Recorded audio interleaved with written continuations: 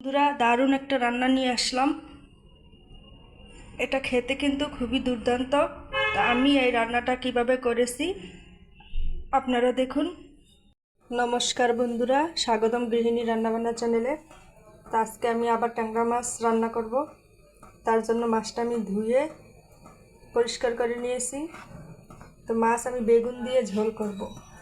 বেগুনগুলো আমি এইভাবে কেটে নিয়েছি, তার সাথে আলু কেটে নিয়েছি।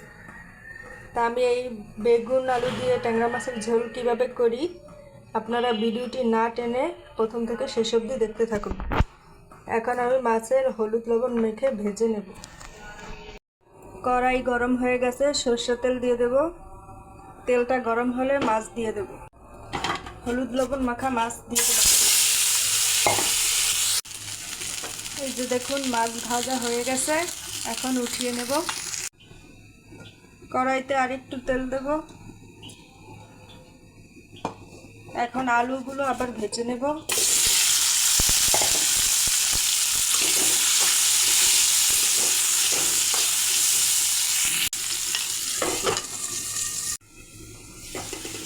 এই যে দেখুন, আলুগুলো লাল লাল করে ভেজে নিয়েছি, এখন এগুলি উঠিয়ে নেব।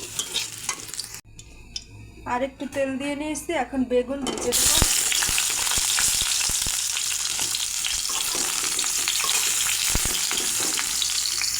এই যে দেখুন, বেগুনটা আমি এইভাবে ভেজে নিয়েছি, এখন বেগুনগুলো উঠিয়ে নেব। আবার তেল দিয়ে দেব। তেলটা গরম হলে ফোড়ন করে নেব। তেল গরম হয়ে গেছে, তেজপাতা দিয়ে দেব আর গোটা জিরে।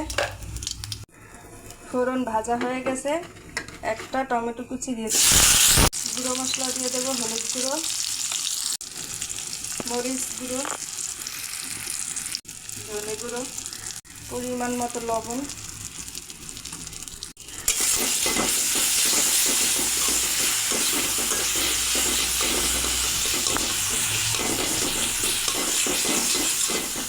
একটু জল।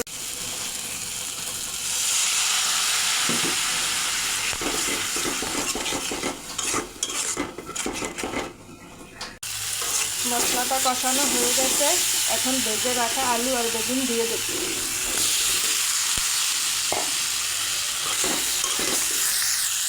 এই যে দেখুন, মশলার সঙ্গে আলু বেগুন ভালো করে মিশিয়ে নিয়েছি, এখন ঝোল দিয়ে দেব।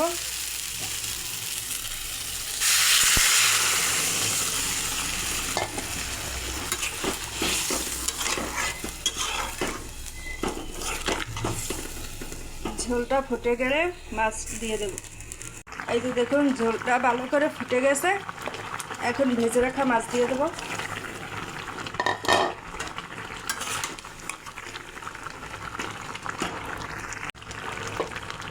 এখানে একসাথে ধনেপাতা আর কাঁচা জিরা বেটে নিয়েছি, দিয়ে দেব।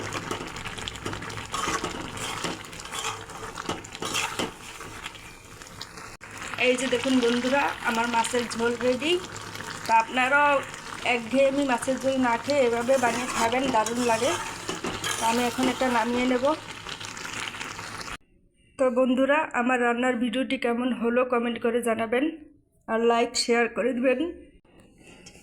আমার চ্যানেলটি সাবস্ক্রাইব করে আমার পাশে থাকবেন। তা আপনারা সবাই ভালো থাকবেন, সুস্থ থাকবেন। এই পর্যন্তই, নমস্কার।